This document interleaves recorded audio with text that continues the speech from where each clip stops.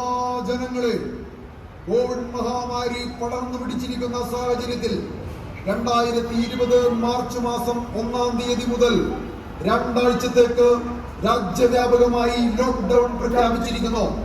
Covid മഹാമാരിയുടെ വ്യാപനം തടയുവാൻ ആരും വാസസ്ഥലങ്ങളിൽ നിന്നും പുറത്തിറങ്ങരുതെന്ന് ബഹുമാനപ്പെട്ട കളക്ടർ ഉത്തരവിട്ടിരിക്കുന്നു. ഉത്തരവ് ലംഘിക്കുന്നത് കുറ്റകരവും ശിക്ഷാർഹവുമാണ്.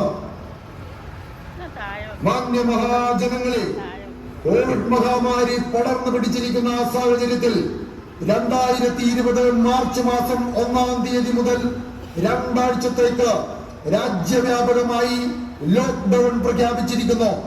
കോവിഡ് മഹാമാരിയുടെ വ്യാപനം തടയുവാൻ ആരും വാസസ്ഥലങ്ങളിൽ നിന്നും പുറത്തിറങ്ങരുതെന്ന് ബഹുമാനപ്പെട്ട കളക്ടർ ഉത്തരവിട്ടിരിക്കുന്നു.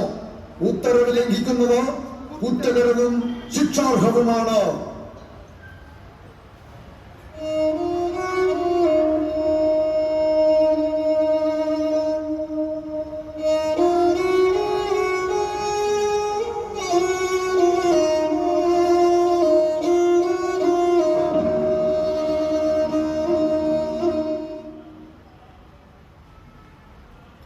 എടി, നമ്മളതാ പ്രസിഡന്റിനോട് പറഞ്ഞതല്ലേ, PPE കിറ്റൊന്നും ഇല്ല, അഡ്ജസ്റ്റ് ചെയ്യാൻ അങ്ങേര് പറയുന്നത്.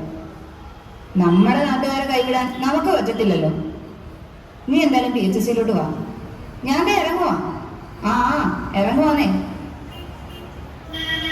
എന്റെ മനോജേട്ടൻ, ആ മാസ്ക് കഴുത്തിലിടാനുള്ളതല്ല. ഡേ, കോവിഡ് എങ്ങാനും വന്നാ ഡയാലിസിസ് എല്ലാം പ്രശ്നമാവേ. ഇങ്ങനെ എന്തിനാ ശോഭന ജീവിച്ചിരിക്കുന്നത്? ചികിത്സാ സഹായത്തിന് നാട് മുഴുവൻ ഫ്ലെക്സും വെച്ച് മരുന്നും തീർന്നിരിക്കുക. ജീവിച്ചിരിക്കണ എന്നും ആരോടെങ്കിലും തെണ്ടണം. എനിക്കിനി വയ്യ. ഇങ്ങനെയൊന്നും പറയില്ല മനോജേട്ടാ. ഞാൻ പോയിട്ട് വരുമ്പോ എങ്ങനെയും മരുന്ന് വാങ്ങിക്കാം. എന്റെ സങ്കടം അതല്ല ശോഭന. കോവിഡ് ഇങ്ങനെ പിടിവിട്ട് നിൽക്കുമ്പോ നീ ഇങ്ങനെ പണിക്ക് പോകുന്നതാ. ഇപ്പോഴല്ലേ ഏട്ടാ ഒരു ആശാവർക്കറെ കൊണ്ട് നാട്ടുകാർക്ക് ആവശ്യമുള്ളത്. പ്രായം ചെന്നവരും ആരും ഇല്ലാത്തവരും ഒക്കെ കഷ്ടപ്പെടുക. സ്വന്തക്കാര് പോലും എന്ത് ചെയ്യണമെന്നറിയാതെ പകച്ചു നിൽക്കുക.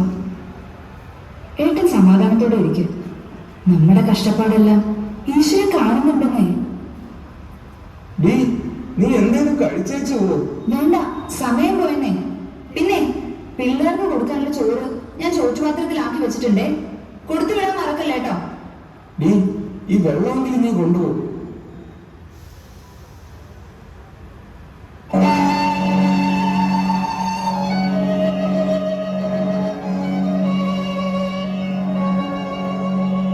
ആകാശവാണി വാർത്തകൾ വായിക്കുന്നത് ശരണ്യ രാജ്. തിരുവനന്തപുരം നെയ്യാറ്റിൻകരയിൽ ആശാവർക്കർ ശോഭനാകുമാരി കോവിഡ് മൂലം മരിച്ചു.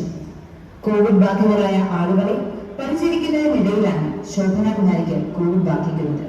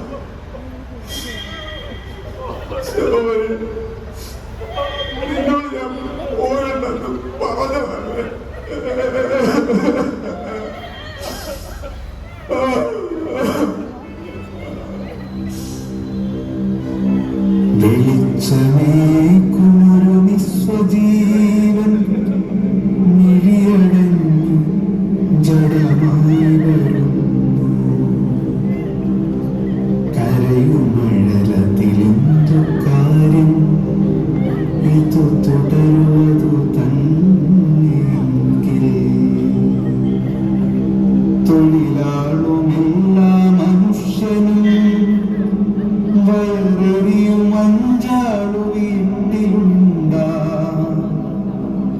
നീ